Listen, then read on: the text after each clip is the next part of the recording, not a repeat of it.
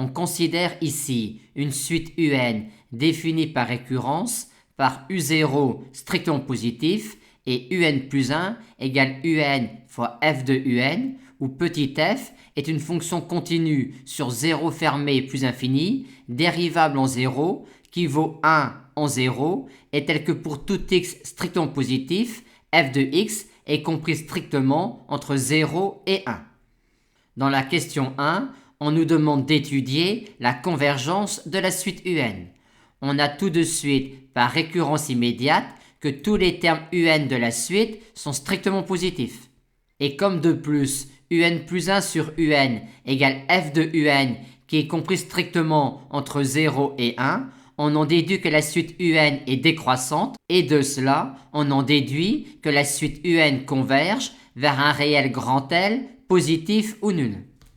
Aussi, en notant grand L, la limite de la suite UN, et vu que petit f est continu sur 0 fermé plus infini, on peut passer à la limite quand n tend vers l'infini dans cette relation-là, et on obtient alors grand L égale grand L fois f de L. Aussi, soit grand L égale 0, soit f de grand L égale 1. Or le seul réel de 0 plus infini, tel que f de grand L égale 1, est 0. On en conclut donc que la suite UN converge et converge vers 0. On nous demande maintenant de déterminer la nature de la série de termes générales UN carré dans le cas où f'0 est non nul. Vu que f est dérivable en 0 et que l'on nous parle de f'0, on a alors très envie d'utiliser le dl en 0 de f à l'ordre 1 pour remplacer dans cette relation-là f de UN par son développement asymptotique, ce qui nous donne cela. On en déduit alors, si f'0 est non nul, cette relation d'équivalence-là, qui nous montre UN carré étant positif, que la série de termes générales UN carré converge, si et seulement si la série de termes générales UN plus 1 moins UN converge, c'est-à-dire encore si et seulement si la suite UN converge, ce qui est le cas. On en conclut donc qu'il y a convergence de la série de termes générales UN carré.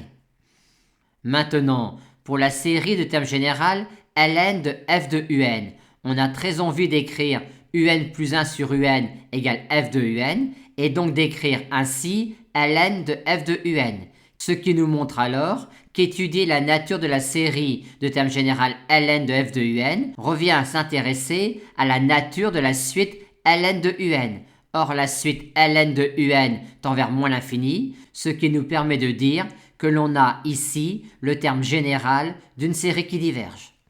Dans la dernière question, toujours quand f'0 est non nul, on nous demande de déterminer la nature de la série de termes générales UN.